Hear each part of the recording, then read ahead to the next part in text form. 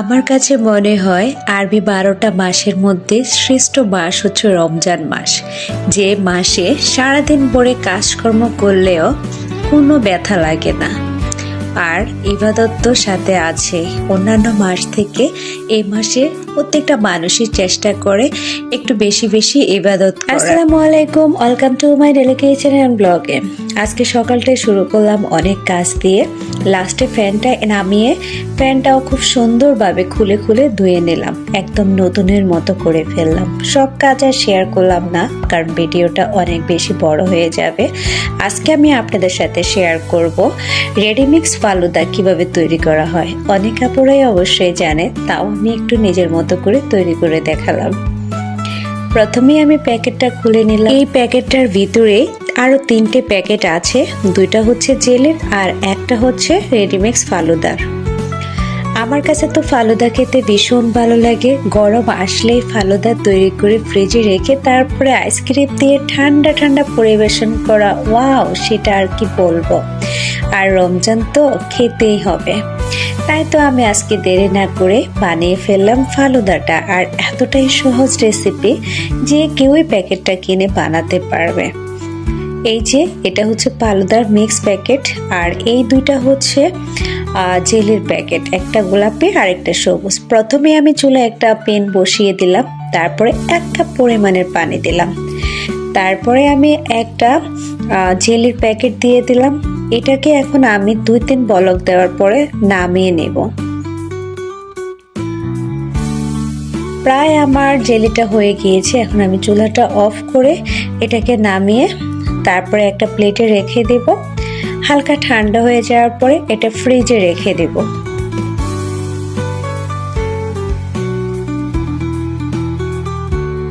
দেখেছেন কত সুন্দর করে জেলিটা বসে যাচ্ছে আস্তে আস্তে।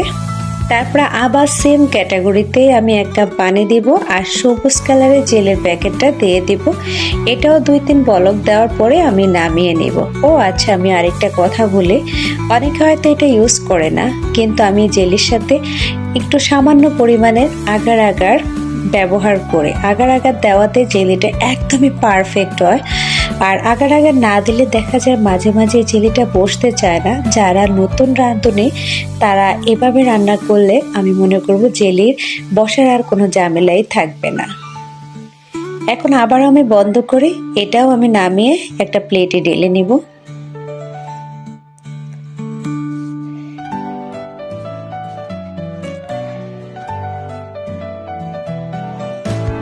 মাশাআল্লাহ, অনেক পারফেক্ট হয়েছে জেলিটা। এখন আমি যথারীতি 2টা জেলি ফ্রিজে রেখে দেব নরমালে। 1/2 আওয়ার্সের মধ্যে রেখে দিলে এটা পুরোটা জমাট বেঁধে যাবে। আমার কাছে তো জেলি শুধু শুধু খেতেও ভালো লাগে, কার কার এমন ভালো লাগে জানি না। একদমই ছোট বাচ্চাদের মতো জেলি দেখলে মুখে দিতে ইচ্ছে করে। আমি এখানে 1 কেজি দুধের মতো চুলায় বসিয়ে দিলাম। একটা দুর্ভাগ্য, প্রথমে দুধটা আমি যখন এনেছি 1 কেজি 1 লিটারের দুধ, সরি ওটা তো কেজি না, তো ওই দুধটা নষ্ট করেছি, ডেট ছিল না। আমিও আর প্যাকেটে খেয়াল করিনি। পরবর্তীতে আবার 1 লিটার দুধ আনলাম, এনে তারপরে বসালাম। দুধটা যখন গরম হলো তখনই আমি ফালুদা মিক্স প্যাকেটটা ঢেলে দিয়েছি। ওটা অবশ্যই আপনারা দেখেছেন। এবার আমি হালকা করে নেড়ে দেব যেন এগুলো একটু লেগে না যায় নিচে। তারপর একদম কম আঁচে দিয়ে, আঁচটাও আমি আপনাদেরকে দেখিয়ে দিয়েছি, বসিয়ে রেখেছিলাম 15 থেকে 20 মিনিট। দেখেন কত সুন্দর করে পারফেক্টভাবে জেলিটা হয়ে গিয়েছে, সরি ফালুদাটা হয়ে গিয়েছে। এগুলো একটু ঠান্ডা হলে আমি ফ্রিজে রেখে দেব। আর আমি এখন জেলিগুলো ফ্রিজ থেকে নামিয়ে নিয়েছি। দেখেন কত সুন্দরভাবে জেলিগুলি হয়ে গিয়েছে। আমি চাপ দিয়েও আপনাদেরকে দেখাচ্ছি। এখন আমার মেয়ে জেলিগুলো কাটবে, সে আমাকে কাটতে দিবে না, কুচি কুচি করে জেলিগুলো এখন সে কেটে নেবে। আমাকে বলছে কিভাবে কাটবো। আমি বললাম তুমি সাইড থেকে একবার লম্বাতে কাটো, আবার ওই সাইড থেকে আরেকবার দেশে কাটলে খুব সুন্দরভাবে একটা কি বলবো সুন্দর শেপের মতো হয়ে যাবে, নিমকি অনুসারে শেপের মতো হয়ে যাবে। বা যার যার ইচ্ছে মতেও জেলিগুলো কেটে নিতে পারেন। 2টা জেলি আমার মেয়ে কেটে ফেলেছিল, এখন আমি এগুলো উঠিয়ে নেব।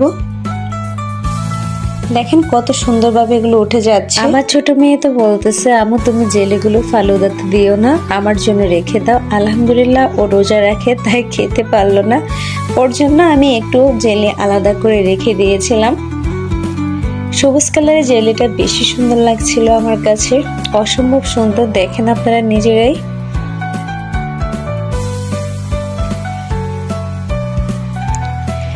এবার আমার ফালুদা মিক্সড করার পালা। ফালুদাতে অনেকে অনেক ধরনের ফল ইউজ করে, কিন্তু আমার বেশি ফল ইউজ করাটা ভালো লাগে না। আমি প্রথম সবুজ জেলটা দিয়ে দিলাম, তারপরে গোলাপি কালারের জেলটাও দিয়ে দিলাম। এরপরে আমি শুধু এখানে বেদানাটা ইউজ করব, আর লাস্টে পরিবেশন করার সময় আইসক্রিমটা ইউজ করব। আইসক্রিম অবশ্যই এনে রেখেছি, কিন্তু এখন দেইনি, যেহেতু মাগরিবের আজানের আরও অনেকটা সময় বাকি। তাই আইসক্রিমটা এখন দিলে দেখা যাবে যে গলে যাবে, টেস্টটা নষ্ট হয়ে যাবে। দেখেন কালারটা কত সুন্দর লাগে। অতিরিক্ত ফল দিলে কেন জানি আমার কাছে ভালো লাগে, বলে না এক একজনের এক এক ধরনের রুচি থাকে। অবশেষে আমি আমার তৃতীয় দিনের মতো ইফতারের আইটেমগুলো আপনাদের সাথে পরিচয় করে দিলাম। এখানে সালাদ, পেঁয়াজ, বেগুন, এগুলো আর কি পরিচয় করাবো, জিলাপি, ফালুদা, খেজুর, আর এখানে 2 আইটেমের ফল, এখানে হচ্ছে কাঁচা ছোলা, এখানে হচ্ছে ছোলা ভাজি।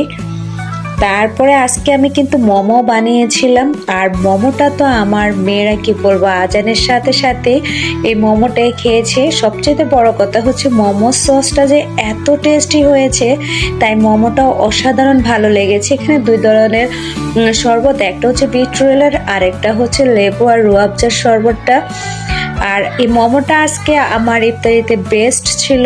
আর কি বলবো আপনাদেরকে, সেটার ভিডিও আমি শেয়ার করতে পারিনি, কারণ কতগুলো ভিডিও শেয়ার করব, আপনারাও বিরক্ত হয়ে যাবেন রোজার দিন, তাই করলাম না। আসসালামু আলাইকুম, সবাই ভালো থাকবেন। তৃতীয় দিনের মতো রমজান শেষ।